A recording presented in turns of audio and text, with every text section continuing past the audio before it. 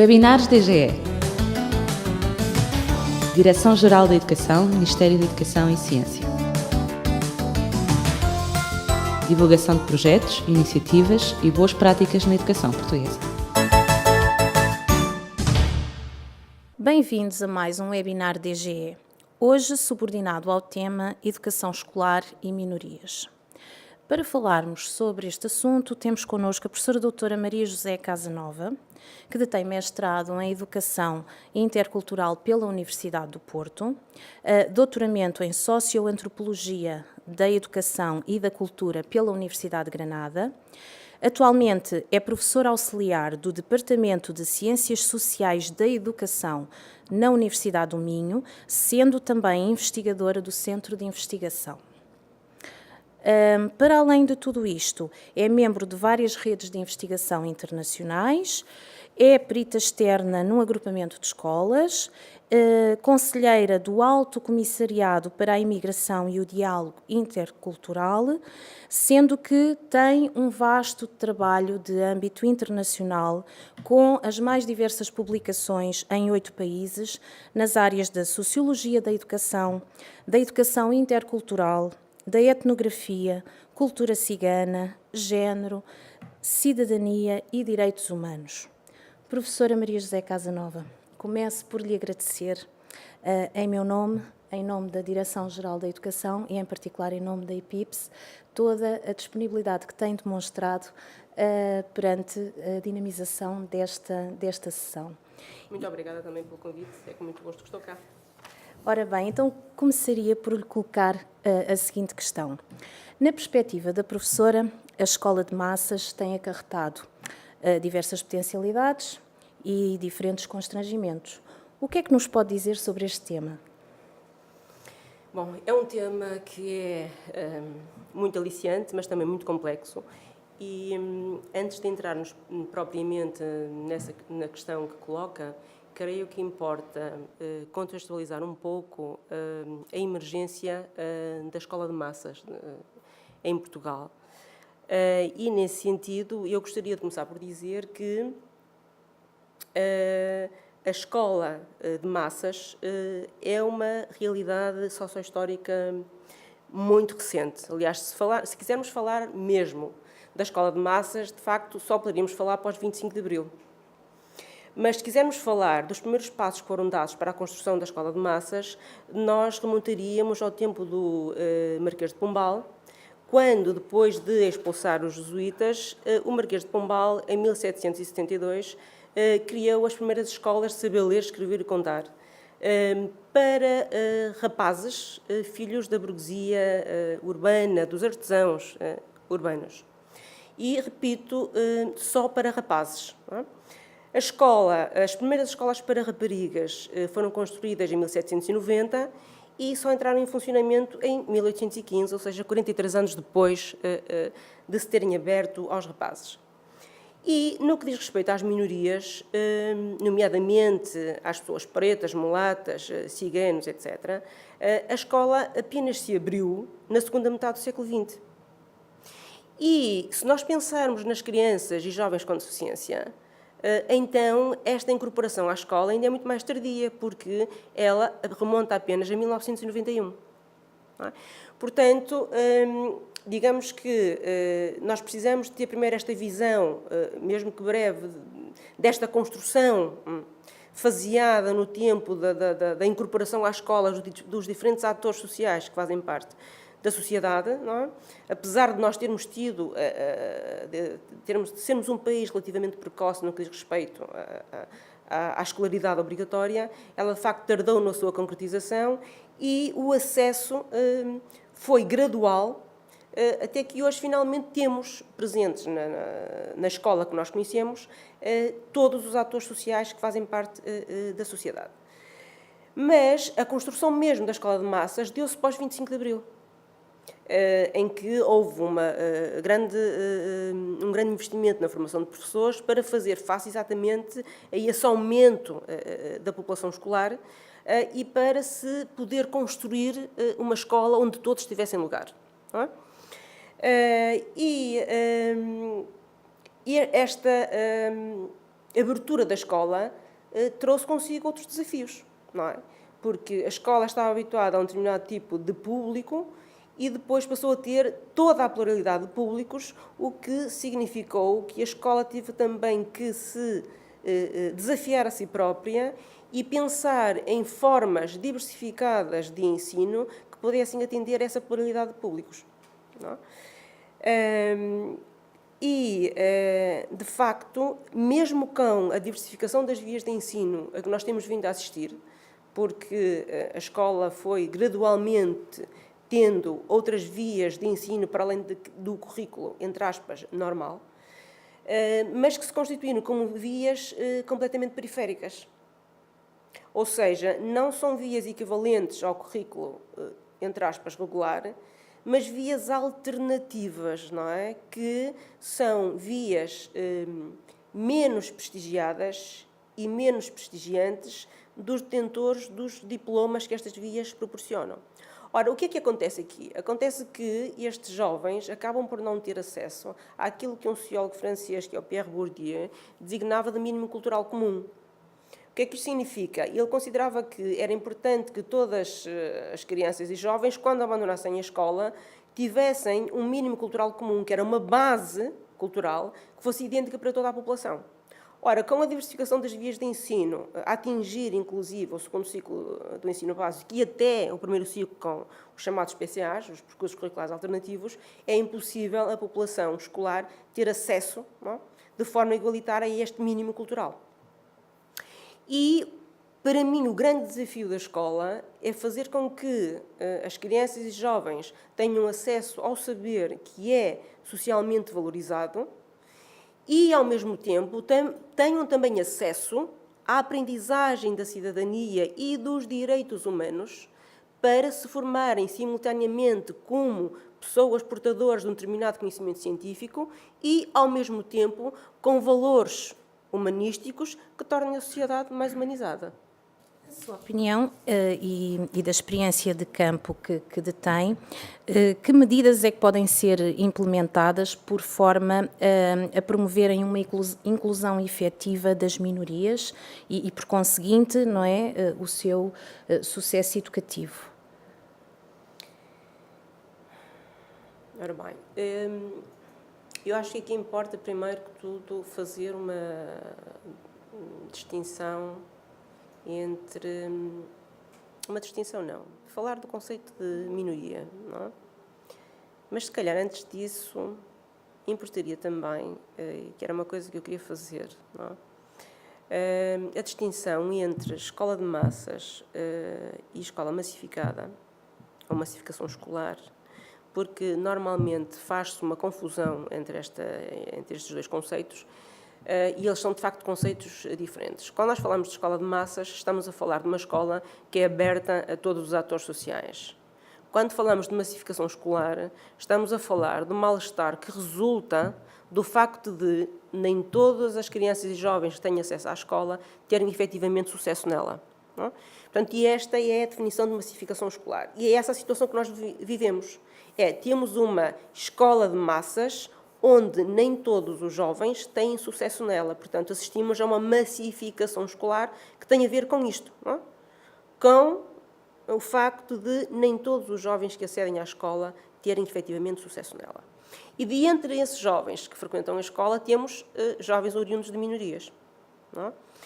E, neste caso, do ponto de vista sociológico, minorias definem-se não por uma questão numérica, não é uma minoria, alguém que, do ponto de vista numérico, é um grupo constituído por um número muito reduzido, mas, pelo contrário, é considerado minoria aqueles que não têm acesso aos diferentes tipos de poder que são socialmente valorizados, que não têm acesso ao poder cultural, ao poder económico, ao poder social, ao poder simbólico, etc. Não é? Para exemplificar, se nós pensarmos no apartheid, a minoria branca, portanto, a minoria numérica branca, era a maioria em termos do acesso ao poder. E a maioria numérica preta ou mulata, era a minoria do ponto de vista do acesso aos diferentes tipos de poder. Portanto, do ponto de vista sociológico, minorias definem-se desta forma. Professora, numa perspectiva educativa, como é que encara este enquadramento em termos de minoria na escola, em termos pedagógicos, educativos? O que é que a escola poderá fazer no sentido de promover essa inclusão em pleno e no sentido de promover a qualidade do sucesso educativo? Como eu dizia há pouco, a escola abriu-se a todos os atores e isso tornou-se um desafio muito grande do ponto de vista pedagógico. Porque, para mim, o desafio está, de facto, do ponto de vista pedagógico. Porque os conhecimentos a transmitir, na minha perspectiva, deveriam ser os conhecimentos que são produzidos nas diferentes ciências e que são depois vertidos nos programas académicos. Não? Esse seria o conhecimento que todos os jovens deveriam apreender. O que tem que ser modificado, portanto, o que tem que ser diversificado, são as estratégias pedagógicas para que esses jovens tenham acesso a esse poder, que é esse conhecimento que confere poder na sociedade e que é um conhecimento abstrato que tem que ser contextualizado para que esses jovens tenham, de facto, possibilidade de apreender esse conhecimento. O que é que isto significa? Significa que é importante que os professores consigam exemplificar com o conteúdo, com o cotidiano dos jovens, não é? Consigam exemplificar com a experiência de vida dos jovens, não é? Para que o conhecimento escolar se torne significativo e, ao tornar-se significativo, seja apreendido pelas crianças e pelos jovens. Não é? Este é um dos desafios basilares para se combater o insucesso. Não é? Portanto, não está... Na minha perspectiva, o problema não está em diversificar-se vias de ensino, mas em contextualizar o conhecimento para que ele se torne significativo para os jovens e possa ser aprendido por eles. Porque se o conhecimento não for significativo, nós podemos pensar em nós próprios. Quando algo não é significativo para nós, a probabilidade de nós o aprendermos é muito menor. Não é?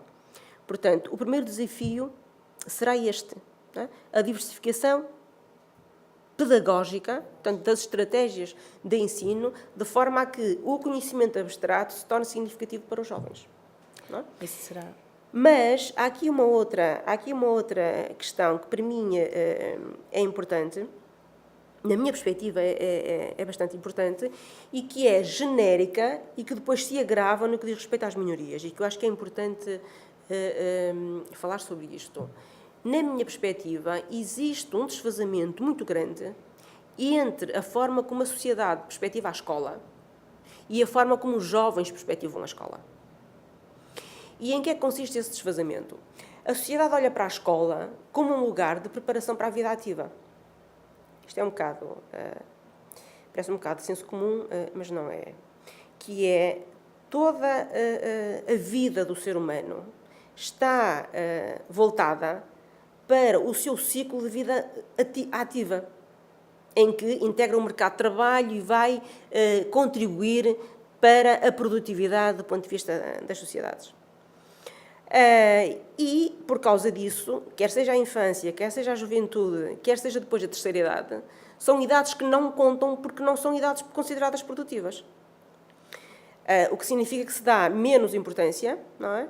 E, no que diz respeito à idade de escolaridade obrigatória, ela é olhada pela sociedade como exatamente um tempo de preparação para a vida ativa.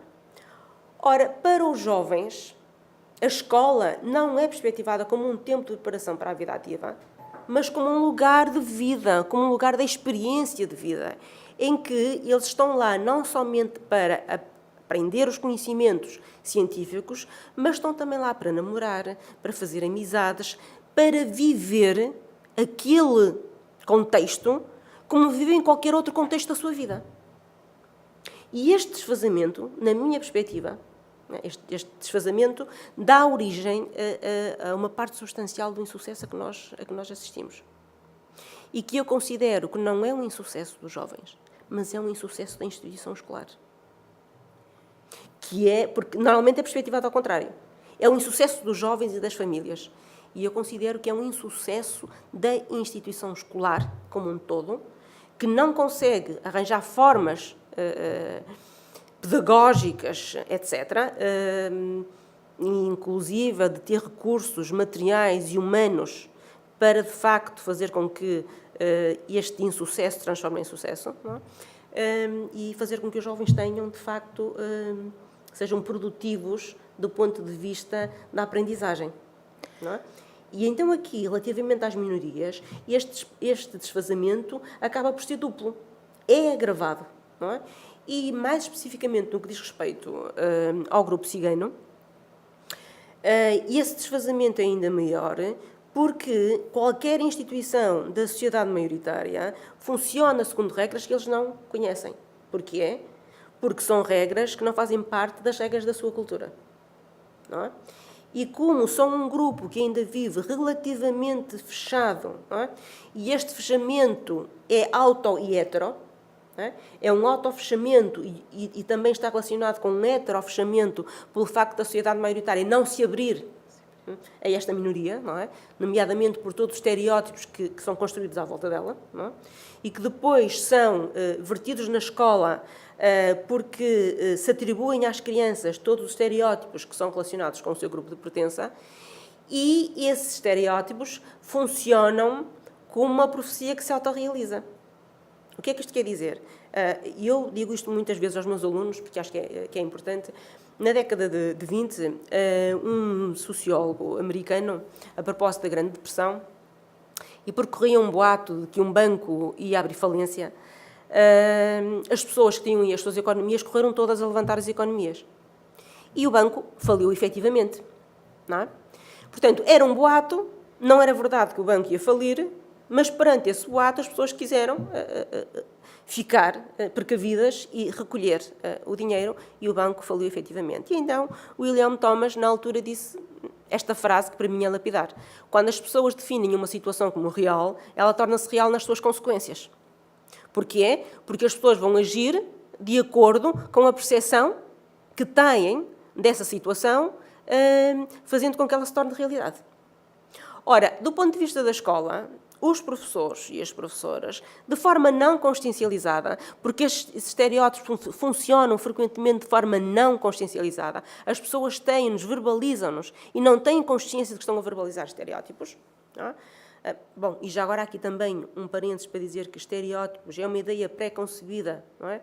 Que é generalizada a um coletivo e que não tem sustentabilidade empírica, portanto não tem correspondência na realidade. Não é? E estes estereótipos, quando são atribuídos às crianças, não é, fazem com que elas tenham também menos sucesso. Porquê? Porque o investimento nelas é menor. Não é? Portanto, no que diz respeito às minorias, e se quisermos ir para a minoria cigana, há algumas experiências que estão a ser feitas nas nossas escolas, não é? E que estão a dar resultado, e temos outras experiências que não estão a dar resultado. Não é? E que são experiências que as pessoas classificam como sendo integradoras, mas que de facto são profundamente excludentes. Não é? Considerar, por exemplo, que é uma experiência integradora construir turmas só de crianças ciganas não é de maneira nenhuma uma experiência integradora. Claro. Se quiser, podemos chamar-lhe uma inclusão excludente, porque estão incluídas dentro da escola, mas estão segregadas, não é? Em turmas só com crianças ciganas, e isto não promove nem a educação intercultural, nem o conhecimento mútuo, nem permite uma aprendizagem efetiva, quer do ponto de vista cultural, quer do ponto de vista científico. Não é? Portanto, isto não é uma experiência que seja uma experiência positiva do ponto de vista de permitir uma igualdade de sucesso e de permitir uma igualdade de oportunidades. Temos outras experiências em que as professoras e os professores acreditam efetivamente que estas crianças são tão capazes como qualquer outras, porque são capazes como quaisquer outras crianças, e têm outro tipo de práticas, não é? Porque têm um outro tipo de abertura face a este grupo sociocultural. O que é que isto significa? Significa que a primeira coisa que elas fazem, e eu estou a falar de conhecimento de terreno e de professoras que fazem isto no seu cotidiano, a primeira coisa que pretendem e que levam para o terreno é construir uma relação de confiança com as famílias ciganas. E esta é uma premissa basilar, que é fazer com que as famílias ciganas confiem na instituição escolar, uma vez que a instituição escolar não faz parte da sua cultura e não funciona segundo as regras que conhecem. Então, construir esta relação de proximidade e de confiança é um primeiro passo para se combater quer o absentismo e depois, obviamente, o insucesso. porque não é possível combater o insucesso sem combater o absentismo, não é? E por isso, por exemplo, nós sabemos que neste momento já temos muitas crianças ciganas matriculadas no pré-escolar, mas estar matriculado não significa uma efetiva frequência, não é? Portanto, nós precisamos que as crianças estejam matriculadas e que efetivamente frequentem o pré-escolar. E para isso é necessário que elas se sintam à vontade, que elas sintam que o jardim de infância e depois a escola não seja hostil para com elas. E quando eu digo hostil, não significa que elas sejam tratadas com hostilidade. Significa que elas necessitam de se sentir bem-vindas. E sentir-se bem-vindas significa que elas sentem que as professoras apostam nelas como apostam em qualquer outra criança. Não é? E depois de se ter conseguido isto e de as crianças transitarem para o primeiro ciclo do ensino básico, não é? Por exemplo, eu conheço experiências de professoras que, face a dificuldades que elas consideram maiores nas crianças ciganas, pelo facto de terem um relativo absentismo, relativo por comparação com as outras crianças, não é? Fazem, por exemplo, escola de verão. E isto é a título de voluntariado, não é? As professoras fazem escolas de verão em que de manhã têm atividades escolares e de tarde têm atividades recreativas. E que este tipo de escola faz com que as crianças aprendam muito mais e estejam muito mais seguras para o ano para o qual transitaram. Não é? Portanto, esta é outra experiência que é positiva, não é? E que tem tido resultados positivos do ponto de vista da inclusão. Não é? Da inclusão emancipatória, porque para mim aqui há uma diferença que é muito importante fazer-se entre inclusão subordinada e inclusão emancipatória, porque uma inclusão subordinada é aquela que se faz nas vias escolares que são desprestigiadas, e uma inclusão emancipatória é aquela que se faz em vias escolares que efetivamente conferem poder e que dão possibilidade de mobilidade social ascendente. Não é? E esta é uma experiência que faz com que isto aconteça. Professora, tocou aqui um aspecto fundamental, que é o abandono escolar. Ora bem, como sabe, nós neste momento temos definidas metas internacionais neste âmbito e, de facto, é importante que as escolas consigam ou tentem atuar preventivamente nestas questões relativas ao abandono, que são ainda uma realidade. Curiosamente, uma vez que tenho uma vasta experiência ao nível da cultura e etnia cigana, eu gostava, enfim, de saber qual a opinião da professora ao nível, por exemplo, dos casamentos na adolescência, que são questões culturais e que muitas das vezes originam o absentismo da noiva, que depois não irá frequentar mais a escola, ou outras questões que conheçam culturais que demonstrem algum desfazamento face às nossas políticas educativas e à própria educação portuguesa, que não será apenas no sentido da educação portuguesa, mas a nível internacional, não é? Porque, por vezes, existem estas diferenças culturais que acabam por influenciar o percurso escolar do aluno. Na sua perspectiva, de que forma, quem, como, quando é que se deve, enfim, definir uma estratégia interventiva a este nível? Bom, eu acho que temos aqui várias dimensões, não é? Primeiro, temos uma dimensão que é, nós temos uma escolaridade obrigatória até aos 18 anos. E eu ia dizer que era de 12 anos, mas não é de 12 anos, é até aos 18 anos, independentemente de o jovem ter feito o 9º ano ou ter feito o 12º. Não é? Portanto, nós dizemos que a escola é obrigatória até ao 12º ano, mas não é verdade. O que é obrigatório é a escola até aos 18 anos, que são duas coisas diferentes. Não é? Mas pronto, temos uma obrigatoriedade escolar que, na minha perspectiva, deve ser cumprida independentemente da cultura de pertença de qualquer grupo social.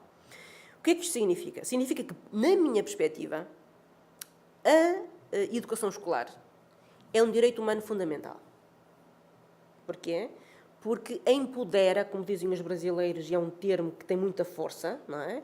Empodera as pessoas, ou seja, dá-lhes poder, porque o conhecimento é poder. Não é? E cada vez mais nas sociedades de agora, o conhecimento é poder. Não é? Portanto, na minha perspectiva, privar as crianças e jovens do acesso a esse conhecimento é privá-las de um direito humano fundamental. Portanto, isto para mim é uma premissa basilar. E nós temos a Constituição da República Portuguesa, temos a Lei de Bases do Sistema Educativo, temos a Declaração Universal dos Direitos Humanos, temos uma série de legislação internacional, não é, que refere a importância da educação escolar. Portanto, para mim, há aqui várias questões que estão relacionadas com a forma como as escolas e as diferentes instituições da sociedade lidam com esta questão.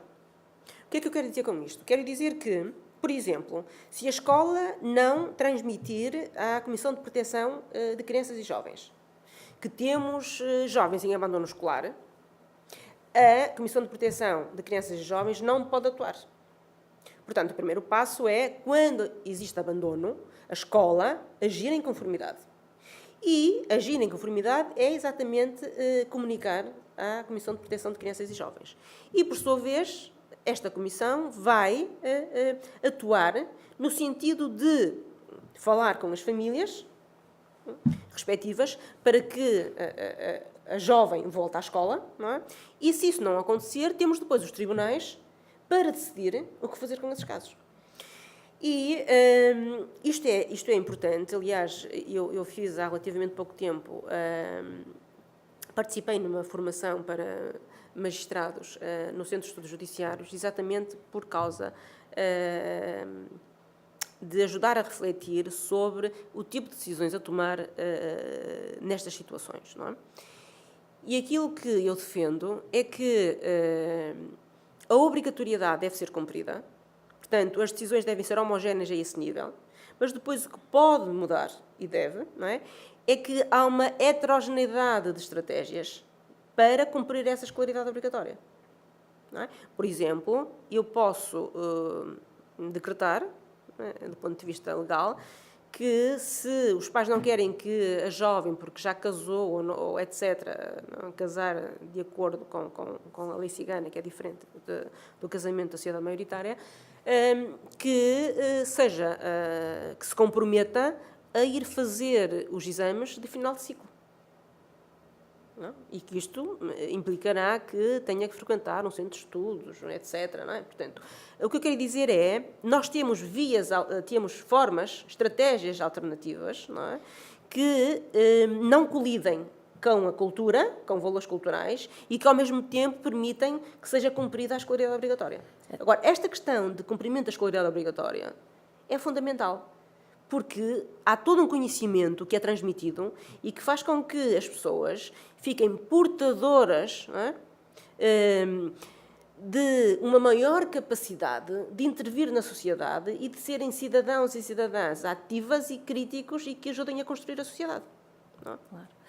Portanto, a professora, ao mencionar uma solução possível, para além de colocar a tónica, sobretudo na família e nos tribunais, digamos e na escola, digamos que estamos a falar um pouco em termos de a ação a posteriori, ou seja, uma vez que existe absentismo, porque é que o aluno não vai, vamos tentar perceber porque é que não vai. Mas não seria talvez interessante pensarmos numa perspectiva de como interagir por forma a prevenir este tipo de situação. Porque no período que medeia as decisões e a tomada de decisão, quer em termos de tribunais, se formos por essa via, não é? Pela via legal, o que é feito desta adolescente, não é? Portanto, o tempo passa, a adolescente não está na escola, nesse período o que é que acontece?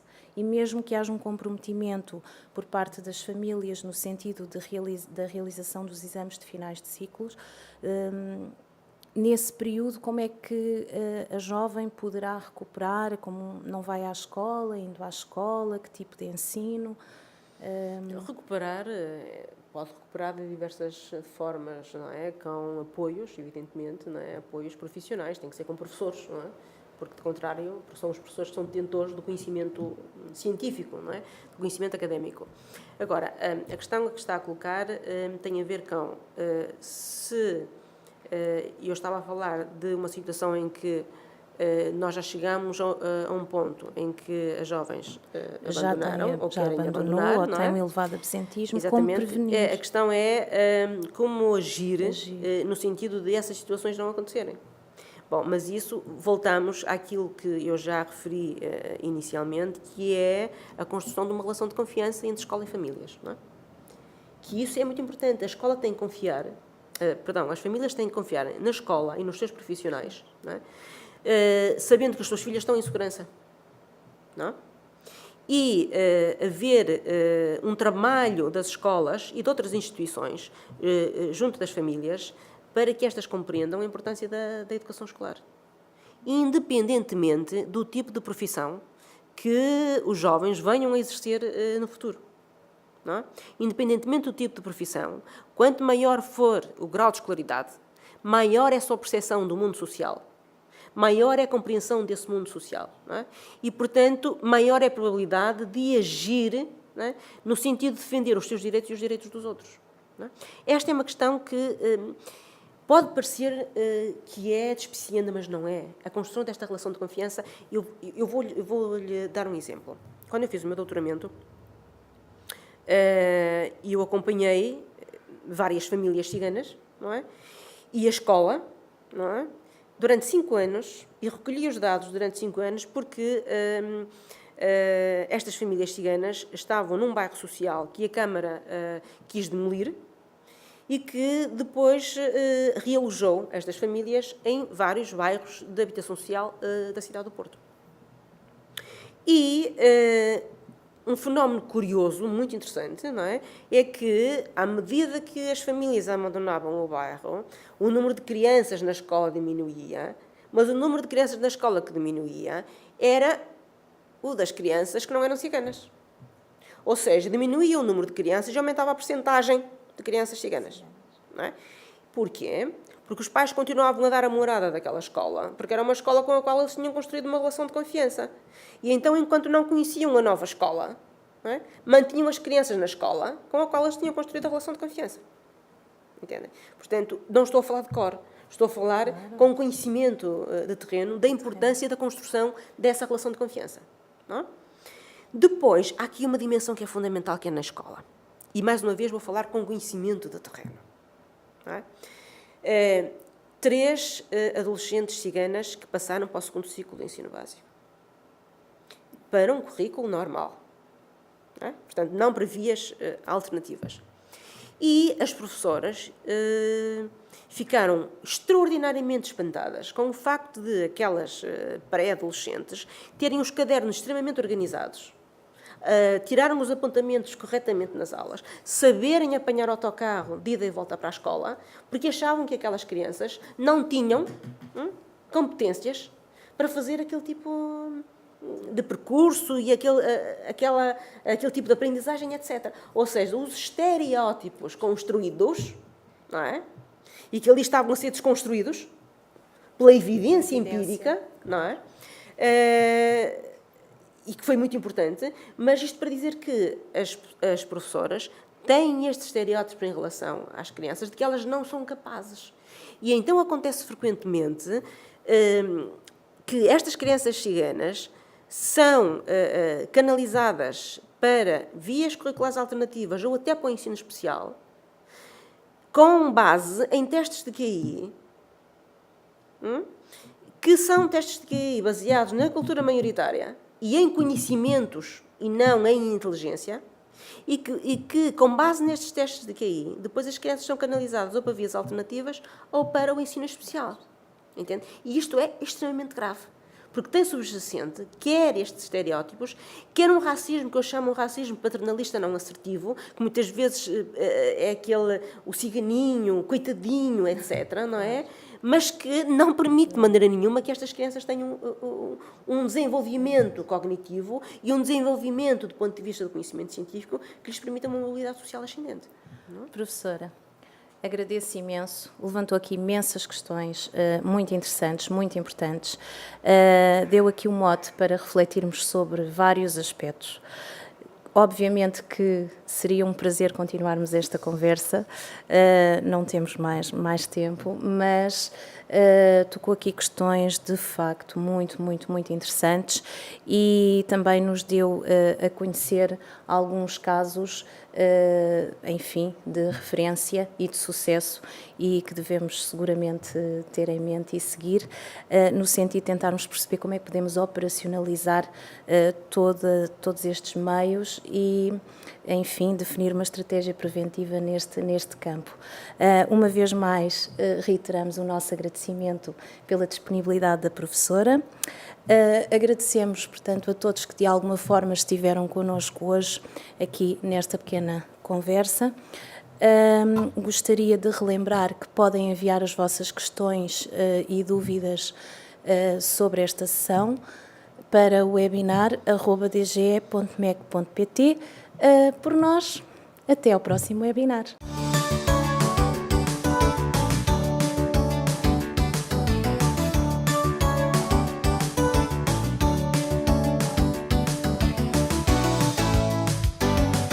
Webinars DGE.